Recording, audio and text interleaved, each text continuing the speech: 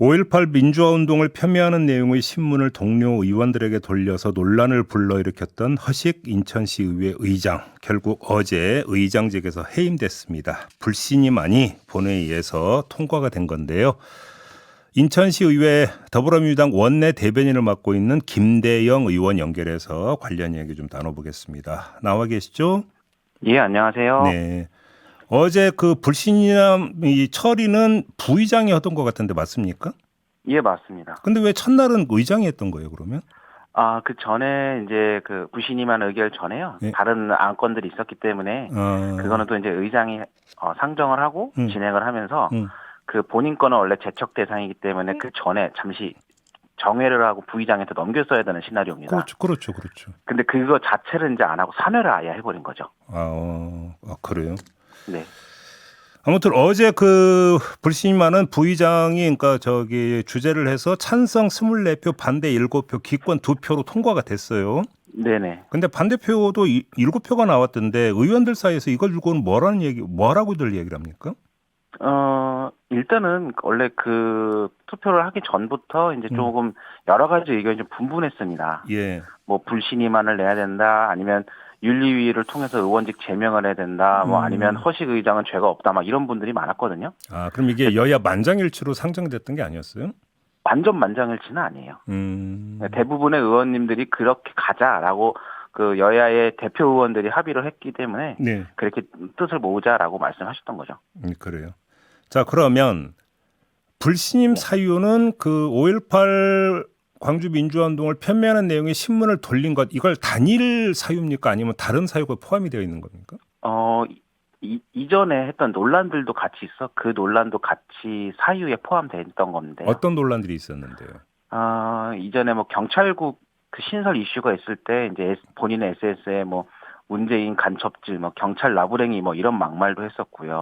그런 적 있습니까? 예, 그리고 미추홀구 아이들은 입에 욕을 달고 산다든지, 아니면 인천의 교육은 공산주의를 교묘하게 가르치고 있다든지, 이런 좀 공식석상에서 하지 말아야 되는 그런 말들을 많이 해왔었습니다. 그래요? 그러니까 주장들을 SNS에 올리기도 하고, 그럼 회의에서도 그런 얘기를 했습니까, 혹시? 회의도 그렇고 그 어떤 행사장에서 축사 당시에 그런 얘기를 했었습니다. 그럼 이런 게 다 누적이 돼가지고 불신임 사유가 돼버린 겁니까? 네네. 혹시 그러면 이런 그 문제들에 대해서 허식, 이제는 의장이죠, 전 의장. 네. 전 의장이 동료 의원들에게 사과는 했었습니까, 혹시? 어제 이제 본인의 신상 발언을 하실 때 사과의 표명을 하셨지만, 그 전에는 이제 관련된 부분에서 뭐 사과를 그렇게 공식적으로 하시지는 않았고요. 네, 그래요. 그냥 넘어갔었습니다. 어제 뉴스를 보니까 허식 전 의장은 아니 신문을 돌린 게 왜 문제냐, 이건 언론 자유 탄압이다, 이런 식으로 주장을 하던데 이런 주장을 어떻게 받아들이세요? 그러니까 단순한 신문을 배포했다는 것만이라면 그게 뭐 맞는 말씀일 수도 있지만요.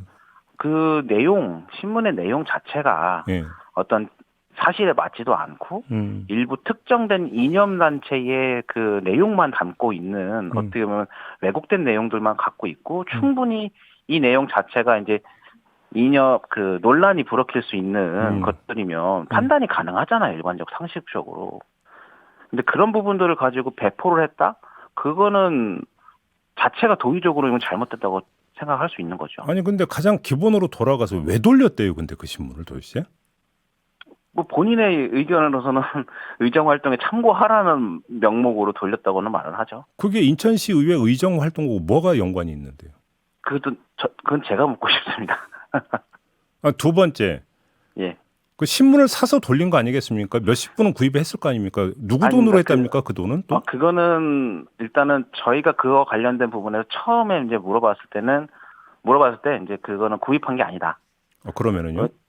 그 신문사에서 이제 무료로 계속 배포를 했던 겁니다. 무료로 배포를 했다? 그래서 처음에 본인 뭐 의장한테 한 3부 정도를 줬나 봐요. 네. 근데 그러다가 이제 그게 조금 뭐 다른 그 의장 주변의 동료 의원들이 호기심에 야, 한번 잠깐 보자. 이렇게 하다 보니 그러면은 40명 다 돌려라. 이렇게 시작이 돼가지고 아예 그 신문사 거기 회사를 가서 예. 아예 100불을 그냥 받아온 겁니다. 받아온 거고 무료로. 예. 예. 근데 허식 전 의장이 엊그제 회견에서 뭐라고 주장을 했었냐면 여러 네. 의원들의 동의를 받고 배포하되 상임위원장이 재량껏 배포하라고 지시한 것이다. 이런 식으로 주장을 했던데 이건 사실에 부합하는 주장입니까? 어떤 겁니까? 예. 처음에 뭐 각 의원실마다 돌리는 것보단 각 상임위원회 위원장들에게 해서 재량껏 한 건 맞습니다. 그래서 뭐 그 상임위원장들 판단해서 돌리는 데도 있고 안 돌리는 데도 있지만 일단 기본적으로 민주당 의원실 방에다가도 배포한 사실은 있죠. 그래요. 예. 아무튼 뭐 이제 그 탈당을 했습니다만 원래 국민의힘 소속이었잖아요. 맞습니다. 그 이 문제가 불거졌을 때 네. 그때 국민의힘 소속 의원들의 반응은 어땠어요? 대부분 좀 경악했죠. 이게 그리고 그 당시에 일어났을 때가 그 1월 2일자였어요. 네. 대부분 이제 신년 참배하고 나서도 하니까 예. 본인들도 좀 정신이 없고 행사하시다 보면 갑자기 이제 이게 하루 이틀 뒤에 언론이 나니 본인들도 대부분 그 언론 기사를 접해서 알게 되었다. 네. 그래서 다들 경악하고 당황하셨죠. 아, 그래요. 네. 근데 허식 전 의장은 이거 법원 가겠다. 효력정지 가처분 신청 낼 것 같은데. 네. 그럼 어떻게 대응하실 생각이세요? 일단은 제일 좋은 거는 그런 법적 소송 자체를 안 하시는 게 가장 좋은 건데 예. 만약에 그런 가처분 신청까지 가신다 그러면 아직 뚜렷하게 뭐 대응하겠다는 그런 방안이나 이런 건 아직 세우지는 않았습니다만 예. 아마 여야 국민의힘과 저희 민주당의 그 대표 의원님들께서 아마 그 부분에 대해서는 좀 대응 방안을 좀 강구하실 것 같아요, 조만간. 그럼 대응 방안이 뭐가 있을 수가 있는 건가요, 그러면? 뭐 여러 가지가 있겠지만 가장 확실한 거는 이제 윤리위를 열어서 의원직 제명도 고려할 수 있겠죠. 의원직 제명. 네. 그러니까 이 불신이 많은 의원 신분은 유지하는데 다만 의장직을 박탈하는 거잖아요. 어제 맞습니다. 가결된 거는. 네네. 근데 의원직 신분을 유지하고 있는데 만약에 그렇게 한다면 의원직 제명까지 할 수 있다. 네네. 알겠습니다. 연결한 김에 요 문제도 좀 같이 좀 여쭤볼게요. 지금 네. 인천 전세 사기 피해자들 여러 분 계시잖아요. 맞습니다. 그 지난주에 그 피해자들이 살고 있는 주거 현장을 다녀오셨다고 제가 얘기를 들었는데 상황이 어떻던가요? 뭐 그 전에도 몇 번 갔다 왔는데요. 예. 하나같이 사람이 살 수 있는 환경은 아니었습니다. 그래요? 이게 부실 건축 때문에 예. 아예 누수가 계속 발생해요. 그래서 어. 천정도 뚫려 있고 벽은 아예 곰팡이나 습기로 차가지고 이건 사람이 살 수 있는 곳이 아니었습니다. 그 정도예요? 네. 근데 그런 데 살면서 돈은 다 떼이고 이렇게 돼버린 겁니까, 그러면 지금? 그렇습니다. 피해자들은 직접 만나보셨죠? 예, 자주 이제 소통을 하고 있습니다. 지금 그분들은 어떻게 살고 계세요? 일단은 뭐 방금 말씀드린 그런 주거에서 뭐 나온 거죠. 일단은 왜냐하면 있지만 거기 도저히 살 수가 없으니까 뭐 주변 가족분들이나 친척 지인분들 집에서 얹혀 살든지 네. 아니면은 그럼에도 불구하고 거기를 이제 임시적으로 본인들이 뭐 비닐로 막아서 사시두고 있다든지 뭐 이렇게 조금 되게 열악하게 생활하고 계십니다. 그 건물 관리업체하고 피해자들 간의 갈등도 있습니까? 네, 이게 일단은 그 피해 관리 업체가 그 피해자들한테 이제 일단은 그 세입자니까 그 관리비를 받지 않습니까? 네. 근데 그 관리비를 잘 납부하고 있는데도 체납이 됐다.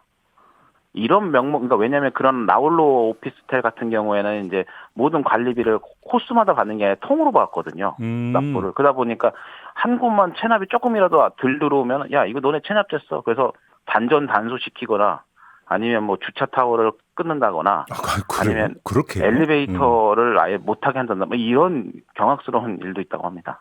아니 천장 뚫리고 그러니까 저기 물 줄줄 흐르고 곰팡이 쓸고 그런데 관리비는 따박따박 다 내라 그러고 있는 겁니까 지금? 그렇죠. 그것도 이제 그런 집의 부실공사 같은 경우는 임대인하고 얘기해라. 이렇게 또 책임을 회피하고 있습니다. 그거는 관리업체 책임이 아니다. 네네. 아니 근데 지금 조금 전에 의원님이 사람 살 만한 곳이 안 된다고 말씀하셨잖아요. 그럼 뭔가 그렇죠. 어떤 주거 대안 이런 것들은 좀 제시될 여지가 없습니까? 대안을 계속 이제 뭐 시의회 차원에서는 계속 이제 대안을 제시하고 있는데요. 예. 결국엔 그런 부분들에선 집행을 하는 거는 이제 인천시 아니겠습니까? 그렇겠죠. 예. 근데 인천시가 움직이질 않아요. 인천시가 그 문제는 민사적 소송을 통해서 해결하셔라. 본인들은 권한이 없다. 라고 이제 손을 놓고 있으니 진짜 모든 사람이 다 답답한 거죠. 말 그대로 피해자 입장에서 오갈 데가 없어진 거네요, 완전히. 그렇죠. 이중으로 지금 피해를 입고 있는 거군요. 금전적으로도 피해고 주거 환경상으로도 너무나 열악하고. 네, 맞습니다. 아이고, 참 답답한 현실이네요. 알겠습니다. 오늘 말씀 여기까지 들어야 될 것 같네요. 고맙습니다, 의원님. 네, 감사합니다. 네, 인천시 의회 더불어민주당 원내 대변인을 맡고 있는 김대영 의원이었습니다.